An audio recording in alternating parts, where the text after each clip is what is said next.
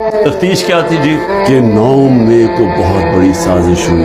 میں نے ان کو کہا سازش ہوئی, اس میں کوئی شک نہیں وہ سازش تھی, لیکن سازش سے فائدہ کس کو ہوا اور نقصان کس کو ہوا؟ فائدہ ہوا یہ جو سارے منی لانڈررز یہ 30 سال سے جو ملک کو لوٹ رہے ہیں, ان کو فائدہ ہوا ہے. اور ان کو فائدہ کس نے کروایا؟ ملک کی اسٹیبلشمنٹ ہے. انہوں نے کامیابی سے اسٹیبلشمنٹ کو استعمال کیا. یہ سازش کبھی نہ ہوتی جب یہ دونوں مل کے نہ کرتے. سازش ہوئی کیسے؟ سپریم کورٹ کا فیصلہ آ گیا کہ عمران خان کو غیر قانونی غیر آئینی طور پہ اٹھایا گیا. میں نے تو نکلنے سے پہلے صبح کو جب مجھے اندازہ ہوا کہ یہ مجھے پکڑیں گے تو میں نے پہلے کہا کہ وارنٹ دکھاؤ اور مجھے پکڑ لو.